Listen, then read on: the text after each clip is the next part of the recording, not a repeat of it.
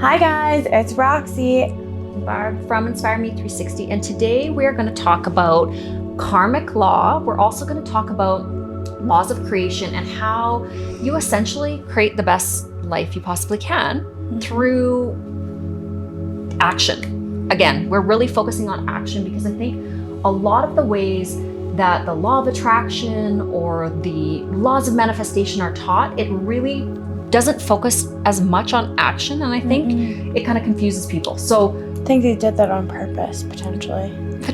Yeah. But I think, you know what, I also think that anybody that teaches anything has good intentions. They just might forget some pieces. On accident. Just kidding. You're a bit of a conspiracy theorist. I don't mind it at all. Yeah. I feel like everything is always for the greater good, but that's part of duality. We both teach each other all the time. And you're definitely more in your Christ consciousness, I feel like. Barb is a full-on lover. Like, she loves it all. I love it all. Yeah. I'm like a vigilante lover. I love it all. Sometimes. It's good. Okay, so let's talk about karma, a little bit about the karmic system, how it works, why you might want to think about this, know about this, pay attention to it. So I think a lot of times when we're thinking about karma, somebody does something that pisses you off, whatever, we don't necessarily always pay attention to our role in the situation. And then we are like, oh yeah, karma's a bitch, it's gonna get you. Doesn't quite work that way.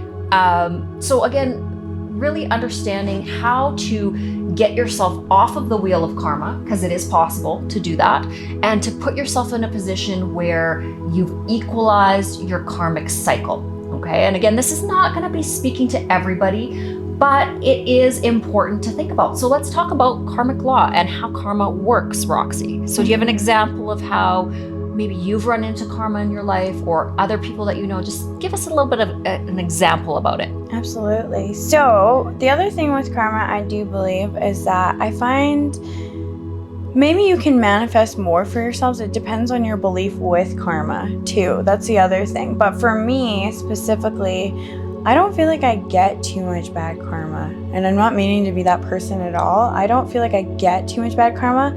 But I do feel like karma's like my bestie, and she's kind of like a crazy bestie where I'm like, okay, karma, like, relax. I feel like you've done enough and this person has struggled enough.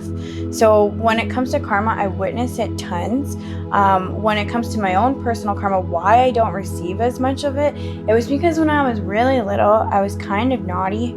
And so you were learning. I was learning. And as I would learn, it was almost like the universe, although we have free will, sometimes I wonder, I'm like, did I really have free will? Because when I would do naughtier things, instant busted. Like, ramifications. Like instantly. And it was like, okay, this isn't fun. Like, I can't get away with anything. So it was almost like, I don't know, I just wasn't geared up to have it, but I did experience it.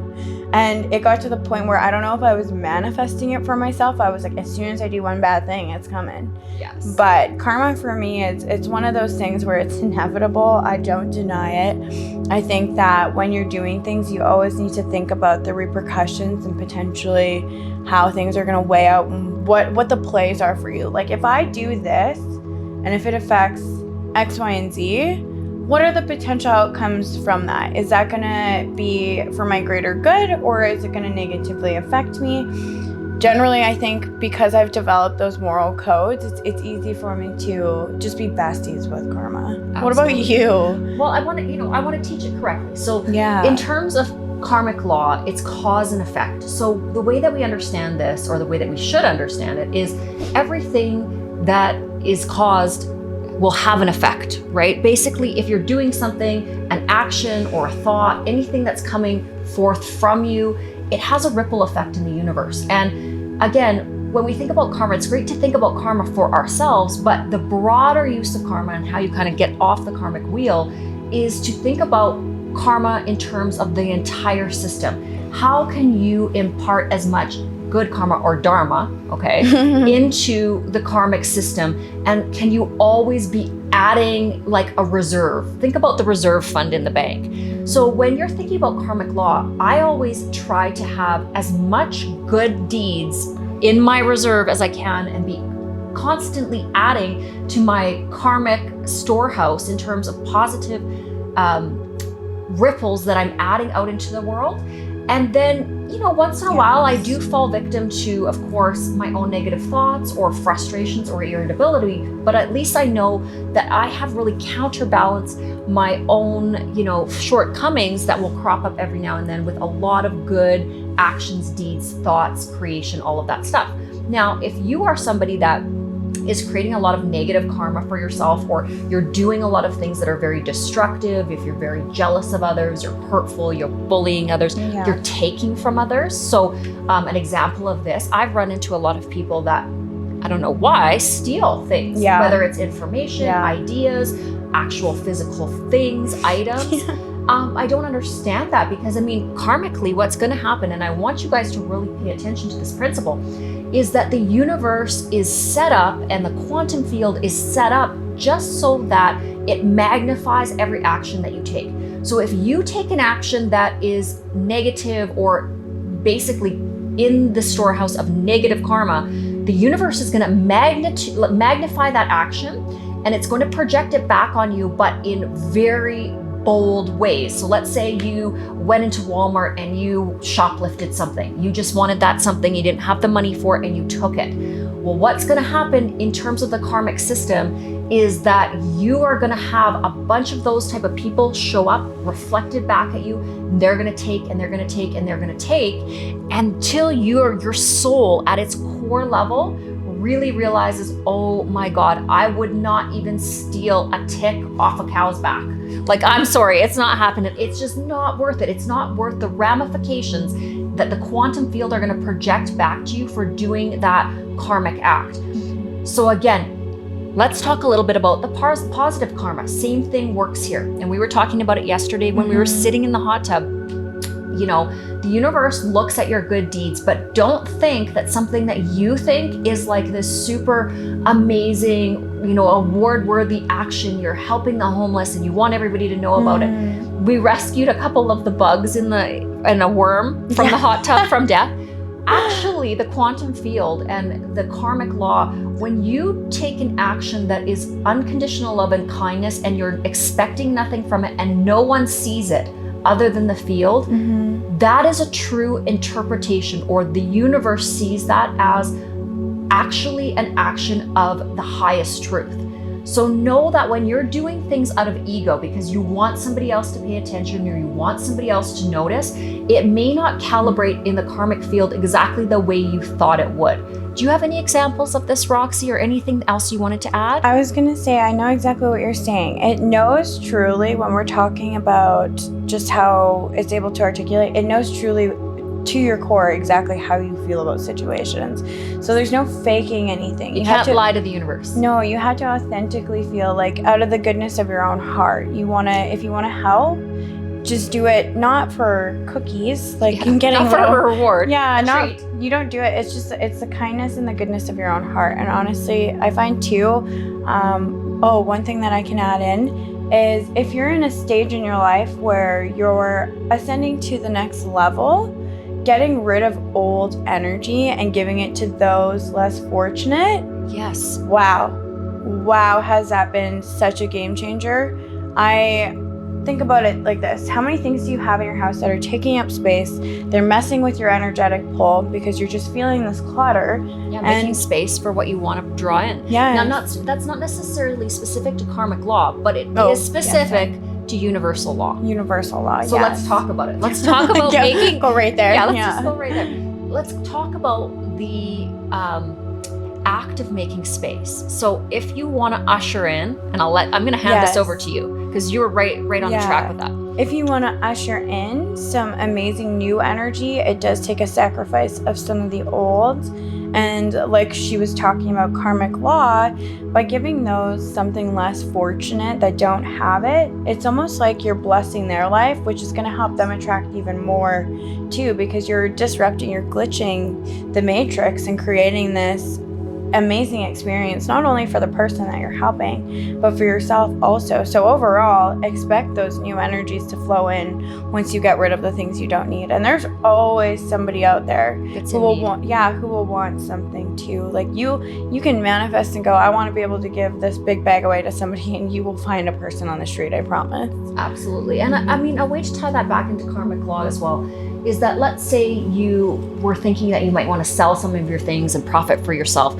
If you were taking that and deciding that you were just going to give it, like giving that unconditional gift of passing on something that served you previously, but you just sort of from a really special kind of spiritual place want to transfer that energy to somebody else, that would be an amazing way to kind of increase your karma. That doesn't mean you give away everything that you own, but it does mean that when you are clearing space for new manifestations, the best way to do it is always with kind of the most open-hearted energy, if that makes sense. Absolutely. Yeah. How do you feel people improve their lives, like at a speed, like when they're giving? When they're giving and they're kind and they're doing good.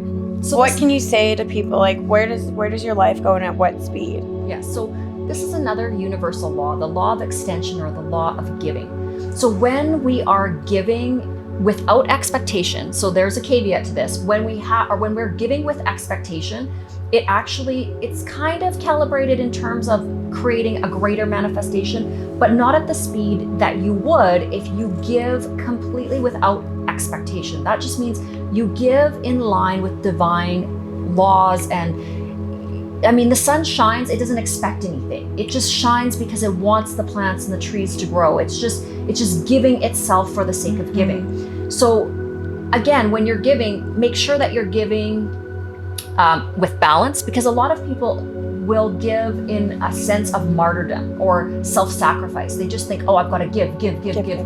And then they become a doormat. So you want to have balanced giving. You want to give when you actually are in a position to give, not because you're giving because you want the universe to give you favors. That won't work. It doesn't work that way. If we shed all of our clothes, get the shirt off our back, and essentially make ourselves a doormat, the universe also doesn't like that. The universe and the quantum field wants you to walk in your energy, walk in your power, and be able to understand and discern what is balanced giving. The universe also doesn't want your ego getting in the way and wanting you to give for the sake of attention, to get fame, to essentially get a treat, whatever that is for you. But I mean, it's the things that we do unconditionally with zero expectation are always going to have the greatest momentum and magnetism in terms of what you want to manifest. And that correlates again to love and light, purity of heart. The more pure you are of heart and spirit, the more kind of unencumbered you are and just living in your flow state and joy, the faster you're going to get the life you've always dreamed of.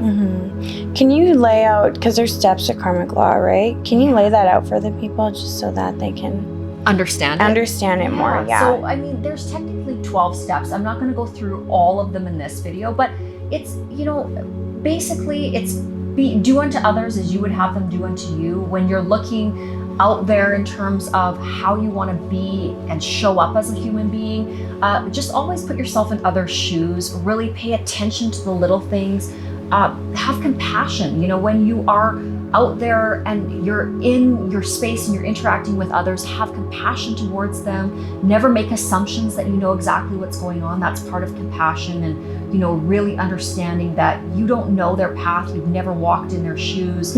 That's also with yourself, having compassion for yourself. Guilt and shame never did anything good for anyone. That's a highly low vibrational frequency, that victim mentality. And just do the best you can with every moment in every day. There's going to be times when you're tired. There's going to be times when your tire went flat and you spilled your coffee on your lap and everything's gone wrong. Yeah. Those days happen, but just always in every moment, giving 100% the best of what you are will really help you karmically. And that means that you watch to see where you can be of service. So, you're walking down the street and a little old lady drops her bag, walk backwards and pick it up.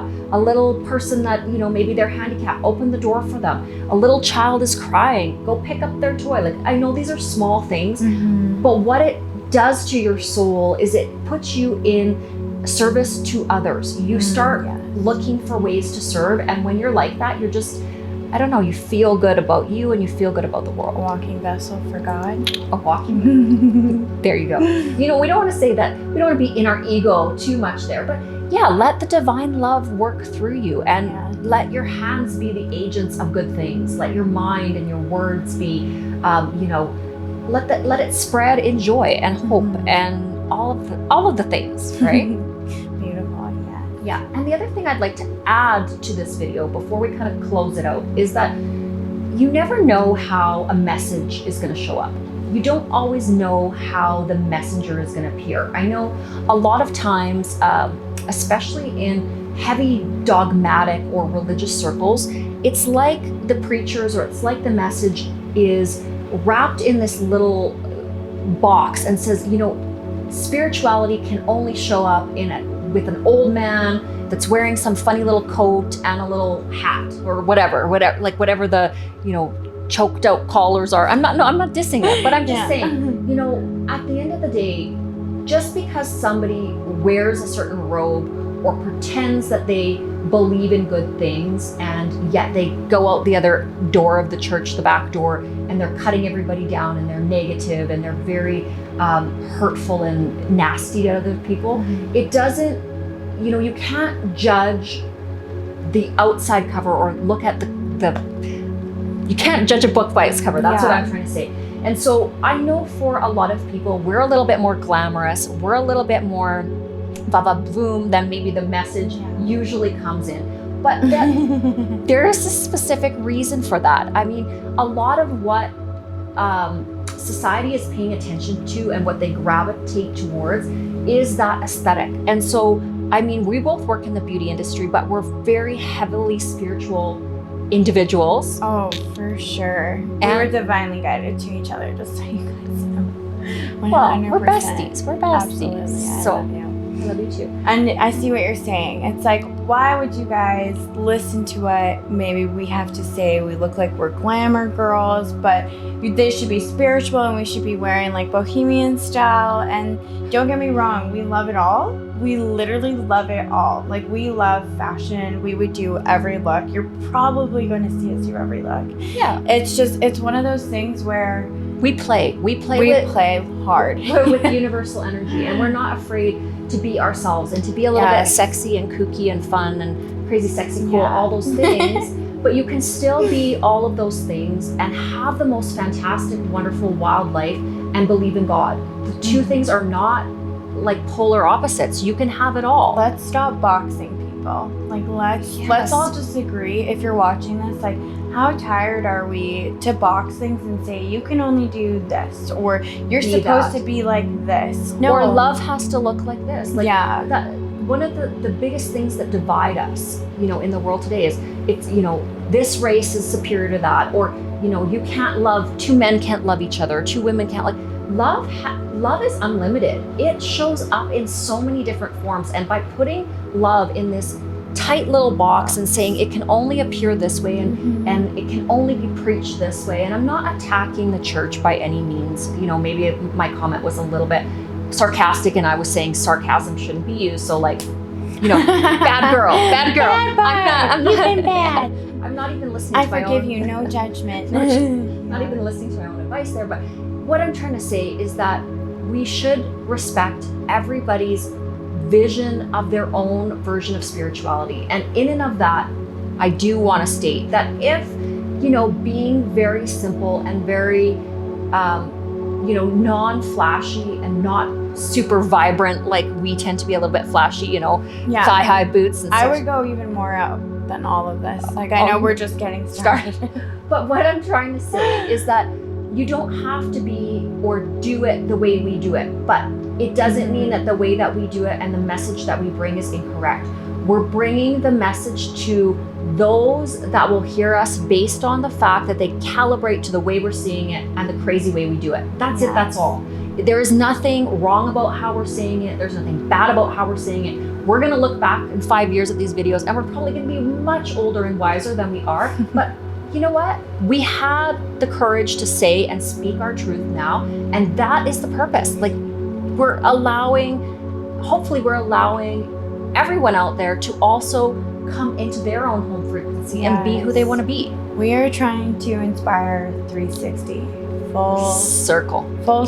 We're coming in authentically ourselves. We're throwing it all out there. We're ready to have conversations we would have never had, and we're just putting it on the internet. 100%. That's a little scary, but that's the other thing too. Me and Barb were like, fearless. We don't want to have fear. Why? Because when you have a voice and if you have a platform, you need to utilize it in the way that resigns with your soul. And when you have information and you're aware, like the amount of times I myself have improved or helped somebody in a situation and I've seen Barb, it's just inevitable when you have two powerhouses and you go, hey, you want to try and like cause a little shift or glitch?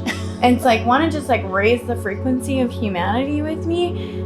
We're going to do it, and we're going to do it in our own way, and we're going to do it unapologetically. For those of you who are watching, if you love this, we love you. If you don't love this, we still love you. I knew you were both going to say that. But my binders are going to be focused on those who love me. Even though Barb's going to wish everyone the best and the wellest, I will do it too, because we're on a team, and that's what she said we should do.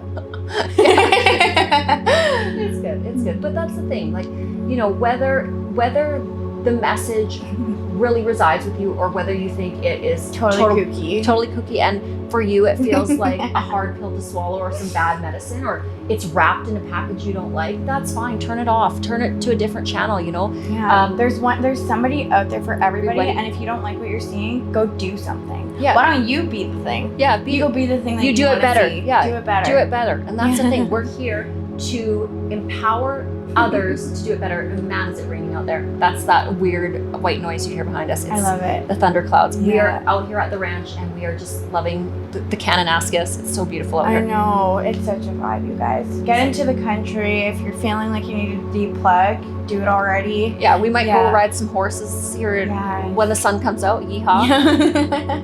We love horsies. All right. Okay. Well, we're going to sign off for this video, but wishing you guys all a fantastic rest of your week. Start your week. I don't know when we're posting this video, but yeah. Talk to you guys soon. Love ya.